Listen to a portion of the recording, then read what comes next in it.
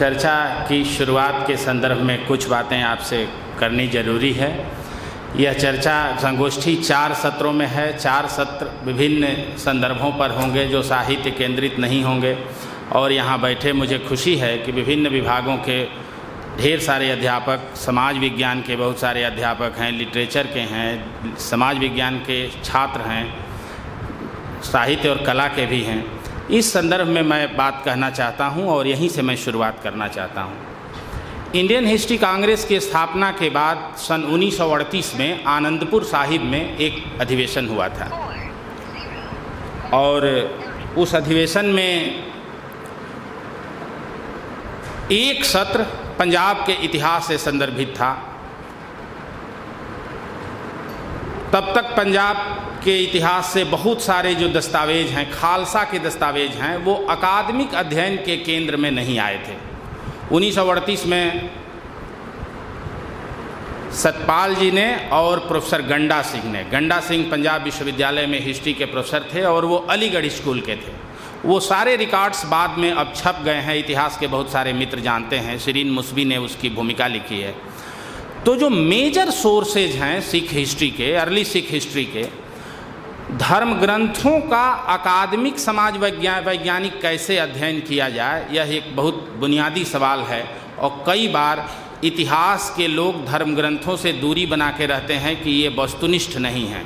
गंडा सिंह ने major sources of early history के संदर्भ में वो ऐसे सवालों को उठाया, गुरु गोविंद सिंह से भी बहुत पहले, गुरुवाणियों के माध्यम से, अर्जुन देव के पदों के माध्यम से, उसमें दूसरे जो कवि हैं जो आदि ग्रंथ गुरु ग्रंथ साहिब में शामिल हैं, पीपा महाराज, कबीर, सूरदास का भी एक पद है, दरिया साहब, बहुत सारे कवि हैं। फिर जो नानक और गोरख सिद्धों का जो संवाद है, जो कहते हैं कि सब कुछ छोड़ करके तुम उदासी क्यों हो गए, तो नानक इस पर जवाब देते हैं अपनी यात्राओं में। वो पूरी उनकी यात्रा जो जगन्नाथपुरी तक है, एक तरह से वह मध्यकाल में सांगठनिक पब्लिक लोकवृत्त की भूमिका है। पब्लिक स्फीयर बन रहा है सिख संस्कृति के माध्यम से, उस पर वह बात करते हैं गंडा सिंह। वो सारे दस्तावेज इतिहास के भी, जिनकी रुचि है उस फील्ड में, मध्यकाल को इतिहास के संदर्भ में समझने में जिनकी रुचि है, उनके लिए बहुत ज़रूरी है। बहरहाल एक तो यह, एक जो नानक के कुछ पद हैं, कुछ रचनाएं हैं, उसमें एक रचना है सिद्ध गोसठ। यह सिद्ध गोसठ मतलब गोष्ठी, यह गोष्ठी का रूप है। और हम आज इत्तेफाक ही है कि हम गोष्ठी कर भी रहे हैं। और गोष्ठी की संस्कृति भारतीय परंपरा से, मैंने पहले भी कहा, उपनिषद काल से शुरू होती है। जब हमारे यहाँ नैमिषारण्य में संवाद हो रहा है, भारद्वाज संवाद कर रहे हैं, इन सारी परंपराओं का उल्लेख अपनी परंपरा में सिख माइथोलॉजी तक आता है। और आता है गोसठ, जब लग दुनिया रहिए नानक, किछ सुनिए किछु कहिए। जब तक इस संसार में हो कुछ कहो और सुनो। ये कहने और सुनने की संस्कृति मध्यकाल की संस्कृति है। इसलिए यह संगच्छध्वम संबद्धध्वम, हम साथ चल रहे हैं, साथ बोल रहे हैं, साथ समझ रहे हैं। सभ्यताओं के संघर्ष की बात हो रही है और सभ्यताओं के संघर्ष के दौर से हम निकल के आए हैं। सभ्यताएं जितना संघर्ष करती हैं, उससे अधिक वह परस्पर संवाद करती हैं, तब सभ्यता का विकास होता है। और भक्तिकाल की कविता संवाद की कविता है। भक्तिकाल मातृभाषाओं के रचनात्मक उत्थान का आंदोलन है। भक्तिकाल के सारे कवि अपनी अपनी मातृभाषा के कवि हैं। पंजाबी के कवि अपनी मातृभाषा के कवि हैं। हिंदी के कवि ब्रजभाषा, भोजपुरी और अवधी अपनी अपनी मातृभाषाओं के कवि हैं। तो मातृभाषा के माध्यम से यह जो लोक जागरण का संदेश भक्ति कविता ने दिया, उसमें मानव प्रेम, बंधुत्व, समानता, सद्भाव और इस आध्यात्मवाद के स्थान पर मानवतावाद, पुराणवाद के स्थान पर विकासवाद, राजा के स्थान पर प्रजा, भगवान के स्थान पर भक्त, उसकी श्रेष्ठता भक्तिकाल की कविता स्थापित करती है। उसमें बहुत सारी पर्यावरण की चिंताएं हैं जो नानक के यहाँ भी हैं, कबीर के यहाँ भी हैं और तुलसीदास के यहाँ भी हैं। उसमें बहुत सारी स्त्रियों के शोषण और दलितों के साथ उपेक्षा की चुनौतियाँ हैं जो नानक के यहाँ भी हैं, कबीर के यहाँ भी हैं। बहुत सारे धार्मिक आडंबर हैं, विधि निषेध है, विद्वेष है, धर्मों का वर्चस्व है। उन सब के सामने एक सहकार की संस्कृति भक्तिकाल की कविता कहती है। और गुरु गोविंद सिंह तो बाद में, खालसा तो बाद में स्थापित होता है, वो सारे सूत्र वहीं से गुरुओं की वाणी से निकलते हैं और एक संवाद की संस्कृति, और गुरु गोविंद सिंह ले आकर के उसको बाहे गुरु की खालसा, बाहे गुरु की फतह, एक संस्थानिक बुनियादी तौर पर धर्म। पंजाब वो इलाका है जिसने युद्ध के मोर्चे पर हिंदुस्तान के लिए कुर्बानी दी और सद्भाव के लिए एक संस्कृति का भी निर्माण, बड़े हृदय पर आघात सहा है पंजाब ने, और हृदय के आघात के बाद भी वो सद्भाव मिटा नहीं है, वो इस रूप में दिखता है। गुरु गोविंद सिंह, अर्जुन देव के साथ जो कुछ हुआ वो सब इतिहास के रोमांचक और गर्व करने लायक क्षण हैं कि कैसे कुर्बानी देते हुए वो झुके नहीं, अपने मूल्यों से डिगे नहीं, और एक सद्भाव का विकास हुआ। नानक उसके बीज हैं, उसकी तना है बाकी गुरु, और खालसा की स्थापना उसका फल है। खालसा जब स्थापित होता है तो बुनियादी तौर पर धर्म के साथ राजनीतिक चेतना की शुरुआत होती है, और जिसका विकास बाद तक होता है। स्वाधीनता आंदोलन में भी उस परंपरा का एक विकास आपको दिखता है, कुकाओं के माध्यम से दिखता है, जिन्होंने बड़ी कुर्बानी दी और राजनीतिक चेतना का निर्माण किया। बाद में अकाल तख्त के भी दौर में दिखता है कि पंजाब में कुर्बानियों का इतिहास हुआ, भगत सिंह तक दिखाई पड़ता है। इस क्रम में आज के कार्यक्रम के हमारे मुख्य अतिथि प्रोफेसर चरणदीप सिंह जी माता साहिब कौर गर्ल्स कॉलेज गेहल बरनाला से पधारे हैं। मुख्यतः वह पंजाबी में दलित सौंदर्य शास्त्र के विशेषज्ञ हैं, और दलित कविता, जो पंजाब की दलित कविता है और दलित कविता का सौंदर्य शास्त्र है, उस पर उन्होंने काम किया है। बाद में प्रशासनिक कार्यों में रहते हुए फिर उन्होंने गुरुमत साहित्य का लंबे समय तक अध्ययन किया, और गुरुमत का जो मानव बोध है, मूल्यबोध है, मूल्य निष्ठा है, उसकी सामाजिकता है, उसके विभिन्न आयामों पर उन्होंने विश्लेषण किया उसका।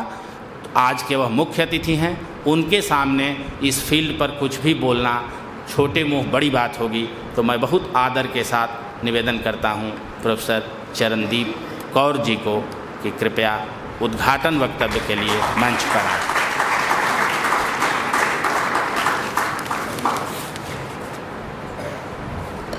आदरणीय इस कॉलेज के प्रिंसिपल डॉक्टर सत्या गोपाल जी और एकेडमी की तरफ से आए रविंद्र नारायण मिश्र जी, मैडम शोभा कौर और हिंदी विभाग के प्रमुख कुमार राय जी और नीलम सिंह जी, मुझे बहुत खुशी हो रही है, मुझे बहुत गर्व हो रहा है कि मुझे उस काशी में बुला लिया गया जो हमारे पंजाबियों के और पूरे भारतीय दिलों में बसती है। वहाँ पर मुझे आदर सहित बुलाया गया है, इसके लिए मैं समीर जी का बहुत धन्यवाद करता हूँ।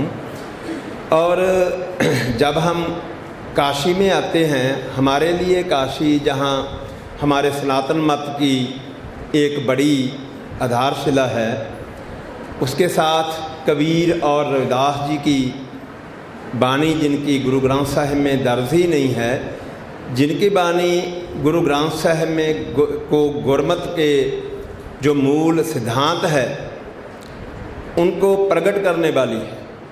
तो हमारा जहाँ आना ऐसे लगता है कि कबीर और रविदास जी के पास जाना है। तो उस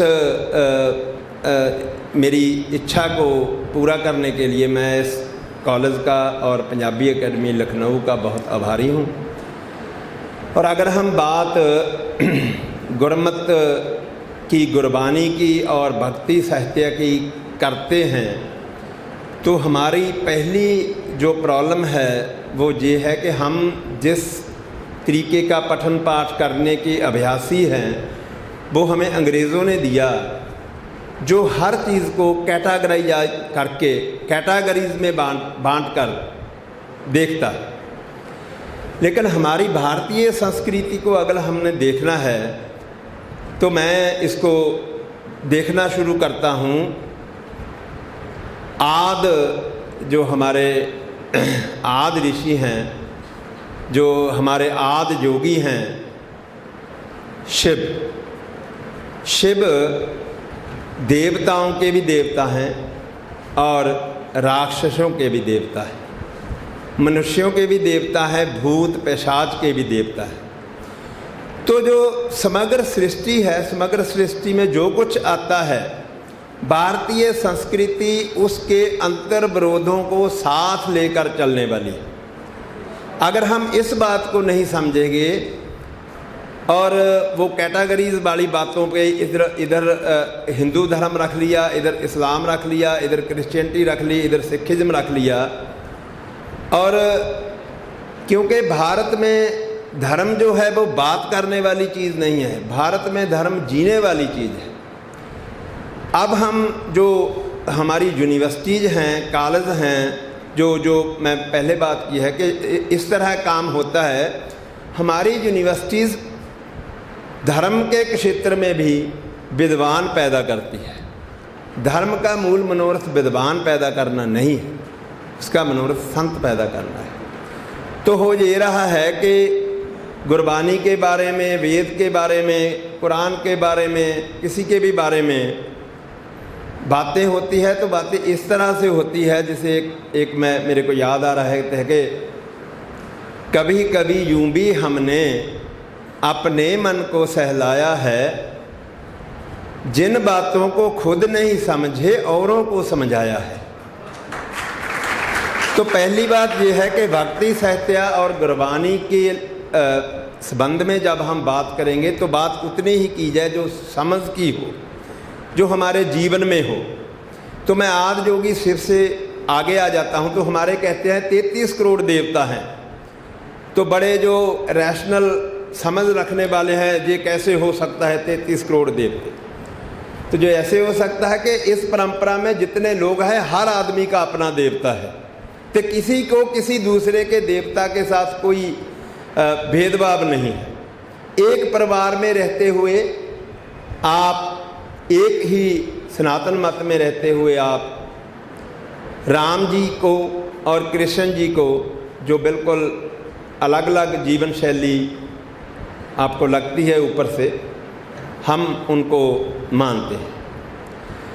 तो हमारी सनातन परंपरा से बात जब आगे चलती है, समीर जी ने बहुत अच्छी बात की कि उपनिषदों के उपलक्ष्य में गुरबानी को हम देखना पड़ता है हमें, जब हम इस तरह से बात करते हैं। तो हुआ ये है कि हमारे पास अध्यात्म की एक बहुत बड़ी और अच्छी समृद्ध परंपरा सनातन मत की थी, लेकिन उसमें एक प्रॉब्लम जो आई वो आई, हमने जो सोशल स्ट्रक्चर खड़ा किया जिसमें 4 वर्ण बन गए, जिसमें एक बहुगिनती जो कीर्ति वर्ग था, जो काम करने वाले लोग थे, उनको हमने धर्म से अलग कर दिया, दूर कर दिया। तो गुरबानी और भक्ति साहित्य का अध्यात्म जो है, जो मानता है कि जन्म जन्म से हम आते रहते हैं धरती पर, वो वहीं से आता है।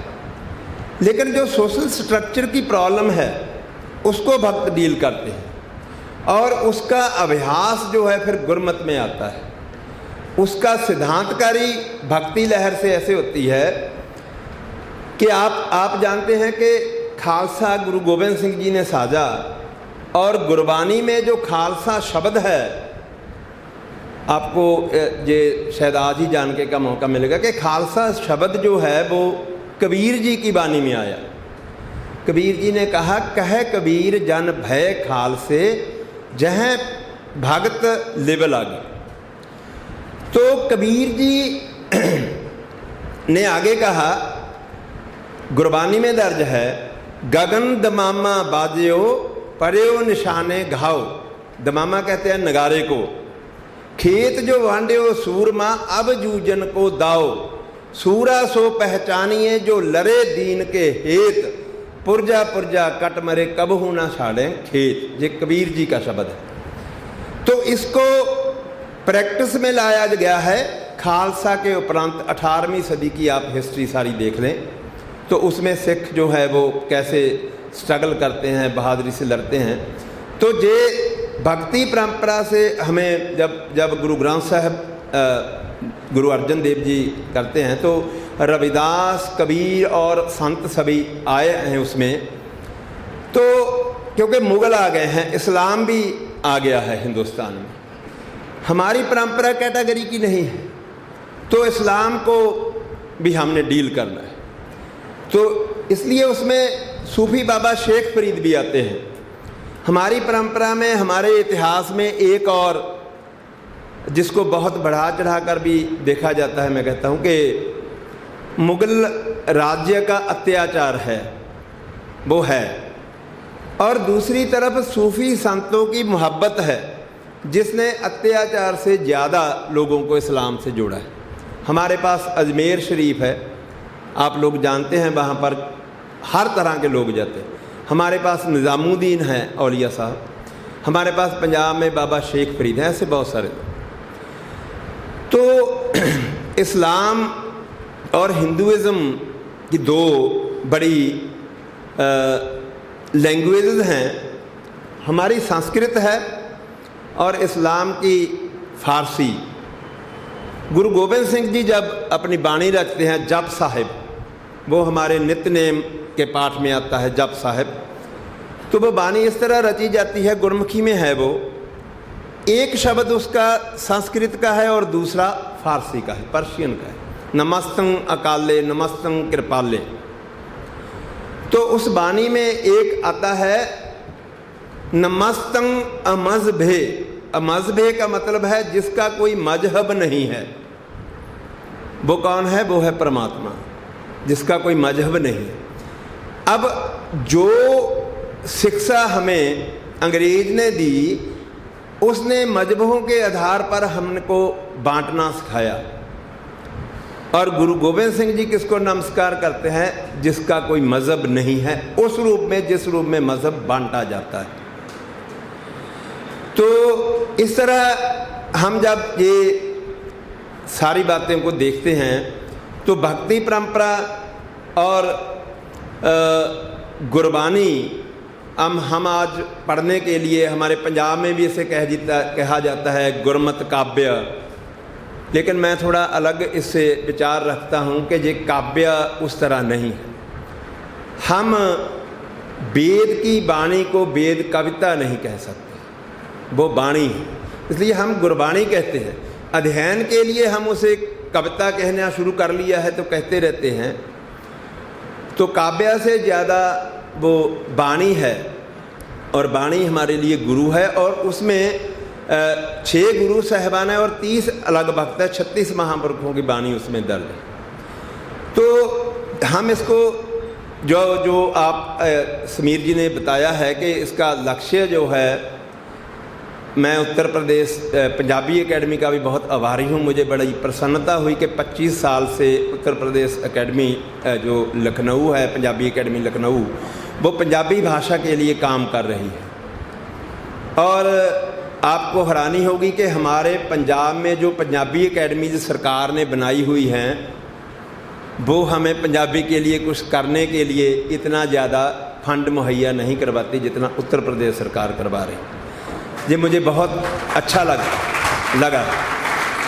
तो इसका मंतव्य क्या है कि हम भक्ति साहित्य की परंपरा और गुरमत के अंतर संबंध को देखें। तो अंतर संबंध मैंने 2 बातों में मैंने आपके साथ रखा कि एक तो सिद्धांतक है, दूसरा विहारक है। कि कबीर जी कहते हैं, जब हमारी जो हम सोशल स्ट्रक्चर की बात करते हैं, जिसमें कहा जाता है कि काम करने वाला जो है वो धर्म कर्म नहीं कर सकता, ब्राह्मण ही धर्म कर्म करेगा। तो कबीर जी कहते हैं कि हाथ काम कर काम, हाथ पाँव कर काम सब, चीत निरंजन नाल। सो अपने मन को निरंजन से जोड़ना और काम करना। आप जो धर्म के बाहरी दिखने वाले आडंबरी कर्म है, उससे कीर्ति मनुष्य को दूर कर सकते हैं। तुम आरती नहीं उतार सकते, तुम ये ऐसे नहीं कर सकते। लेकिन कबीर जी भक्ति मूवमेंट ने क्या किया है कि हम अपने मन को परमात्मा के साथ जोड़ेंगे। तो परमात्मा के साथ जुड़ने की बात करना और असल में जुड़ना, इसमें फ़र्क को हम अनुभव कर सकते हैं कि कितनी सदियों से कबीर जी, रविदास जी हो गए हैं, हो चुके हैं, और हमारे अंदर उनका सत्कार कि उन्होंने जिया है।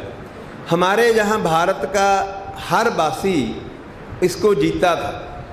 समीर जी ने बहुत अच्छी बात की, पंजाब ने बहुत घाव देखे हैं, लेकिन घाव देखने के बाद भी पंजाब अपनी सद्भावना नहीं छोड़।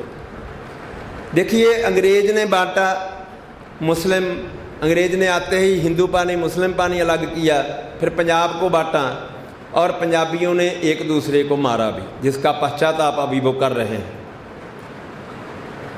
तो हमें इधर हिंदुस्तान है, हमारा देश है, जिसके लिए हम हर कुर्बानी करते हैं पंजाबी लोग। जंग होती है, सबसे ज़्यादा पैसा देते हैं पंजाबी, शहीदियाँ करते हैं पंजाबी। लेकिन उधर जो पाकिस्तान है, उनके कलाकारों को हम हमेशा देखते हैं, क्योंकि वो पंजाबी हैं, हमारी भाषा के साथ जुड़े हुए हैं। तो हमने 47 देखा, उसके बाद बहुत दुर्भाग्यवश पंजाब ने 1984 देखा। और हमें जो गर्व है पंजाबी होने के नाते कि 84 में पूरे देश में जो कुछ भी हो गया हो गया, लेकिन पंजाब में आप एक उदाहरण भी नहीं दे सकते कि उसके विरोध में किसी भीड़ ने इकट्ठे होकर किसी को कुछ किया, जे पंजाब में नहीं है। तो जो अभ्यास भक्त जनों का और गुरबानी का और जो सिख इतिहास का रहा है, उस अभ्यास में पंजाब जी रहा है। लेकिन उस अभ्यास में जीने वाले पंजाब को कई तरहों से, कई ओरों से उसको क्षति पहुंचाई जा रही। हम कहें कि आज वो पंजाब के बारे में हम चिंतित होते हैं, वो एक अलग विषय है। लेकिन मैं आज जो आपकी इस जे संगोष्ठी है, मैं उम्मीद करता हूँ, समय बहुत ज़्यादा है, कि आने वाले 2 दिनों में आप इस संगोष्ठी में भक्ति कविता और गुरबानी के अंतर संबंध और इसकी भारतीय परंपरा में रहकर इनको देखना। और एक ओंकार गुरु नानक देव जी का मूल मंत्र हम उसे कहते हैं, समीर जी बहुत अच्छी तरह से डिफाइन करते हैं। एक ओंकार सतनाम कर्ता पुरख निर्भव निर्वैर अकाल मूरत अजूनी सैभंग, जे परमात्मा की डेफिनेशन है, परिभाषा है। और इसकी जे सुन हम सकते हैं, लेकिन इसकी जो समझ बननी है वो बननी है गुर प्रसाद से, गुरु की मेहर से। और गुरु की मेहर के लिए हमें अपने जीवन को बदलना पड़ता है। कैसे बदलना है, नाम में कैसे जीना है, यही भक्ति काव्य का, भक्ति आंदोलन का यही आदर्श था। और गुरबानी ने और सिख इतिहास ने इसी से हमको, इन्हीं बातों से हमको जोड़ा है। तो आने वाले दिनों में इस तरह बात होगी। तो एक ओंकार जो है उसके बारे में मैं 2 बातें करके अपनी बात, इसको हम 2 तरह से डिफाइन करते हैं जब हम फिलोसॉफिकल इसका एंगल लेते हैं कि ओम जो है हमारा, या हमारी सनातन संस्कृति है, उसमें बहुत सारे देवी देवता हैं। तो देवी देवताओं से सिख समाज का, सिख सिद्धांत का कोई इस तरह का विरोध नहीं है कि हम उसको बाइनरीज बना लें। गुरु नानक साहब जपजी में कहते हैं कि वो कहते हैं कि जो हमारे ब्रह्मा विष्णु महेश है ना, उनके बारे में कहते हैं, ओ देखे उना नदर ना आवे बहुता ए विडान। इसका मतलब है कि ब्रह्मा विष्णु महेश तीनों अपना अपना काम कर रहे हैं, लेकिन ये तीनों काम कर रहे हैं परमात्मा की तरफ से। लेकिन इन तीनों को लगता है कि हम काम कर रहे हैं। मतलब गुरु नानक साहब देख रहे हैं कि असल में जो सबसे बड़ी शक्ति है, जो उपनिषदों में भी जिसकी व्याख्यान है, परमात्मा जिसे हम कहते हैं, गॉड, अल्लाह जिसे कहा जाता है, उसके साथ जुड़ना। ऐसा नहीं कि इनका विरोध है।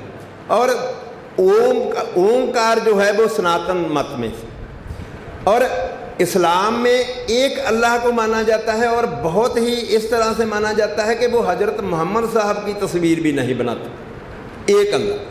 तो इसकी एक व्याख्या है कि एक जो है वो इस्लामी संस्कृति को रिप्रेजेंट करता है कि ओंकार जो है वो सनातन मत को, तो हम उनको कोलैबोरेट कर रहे हैं। और दूसरा इसका बनता है कि ओम जो है भारतीय संस्कृति और धर्म को प्रस्तुत करता है, और एक जो नंबरोलॉजी है जिसके ऊपर पूरी साइंस खड़ी है वेस्ट की, तो वेस्ट को रिप्रेजेंट करता है। तो हमने एक ओंकार से या गुरबानी में जो किया है अभ्यास वो ये है कि समस्त संसार की अंतर विरोधताओं को एक साथ संजोते हुए जीना सीखना है।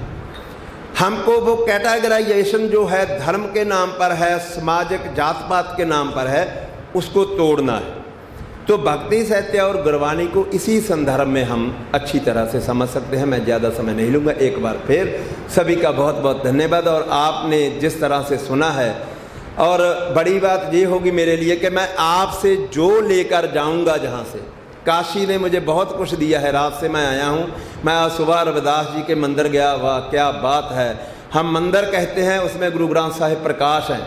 देखो हम किस जीवन में जी रहे हैं। और मेरे को कई कुछ जाता है पंजाब में, बहुत से एक गुरुजी हैं, शायद आपने देखो वो सिर पे उनके बाल सिख धर्म में पैदा हुए थे। तो उनके यहाँ पर जब उनका मनाया जाता है तो वहाँ पर गुरबानी चलती है। तो हम इस विरोध में हम पढ़ने वाले नहीं हैं। तो इसके बचते हुए इसको जीना कैसे है, ये हमारे अभ्यास का सनातन से लेके आज तक यही हमारा मुख्य जो है आदर्श होना चाहिए, जो हम दुनिया को दे सकते हैं। दुनिया बटी पड़ी है क्रिश्चियनिटी में, इस्लाम में, तो हम दे सकते हैं कि कैसे हम समग्र रूप में अंतर विरोधों के साथ जी सकते हैं। तो इसी संदर्भ में गोष्ठी आगे चलेगी। तो बहुत कुछ लेकर जा रहा हूं मैं आपसे। समीर जी का एक बार फिर बहुत बहुत धन्यवाद। बहुत बहुत धन्यवाद सर। देखा आप लोगों ने कि बहुत संक्षेप में वो पूरी जो धर्म की जो सद्भाव की यात्रा है या जो परस्पर मेल है उस पर चरणदीप सिंह जी ने बात की हमारे बीच। और बातचीत के क्रम में जिस बात का उन्होंने संकेत किया वो बहुत समाज विज्ञान के मित्रों के लिए बहुत ज़रूरी है। औपनिवेशिक इतिहास का जिक्र किया। फिर मुझे याद आ रहा है सीताराम कोहली का वह बंटवारा जो उन्होंने सिखिज़म के संदर्भ में किया कि प्री ईयरली हिस्ट्री को वो कहते हैं कि ये थियोक्रेटिक है, फिर कहते हैं कि थियोक्रेटिक फ्यूडलिज़म है, फिर कहते हैं कि ये फ्यूडल चीफशिप है, फिर कहते हैं कि मोनार्की है। तो ये खास तरह का औपनिवेशिक बंटवारा सिखिज़म में हुआ। और जबकि एक देशज आधुनिकता का स्रोत आपको गुरु ग्रंथ साहब में दिखता है कि देशज आधुनिकता कैसे लोक भाषाओं के माध्यम से आवाजाही करती है।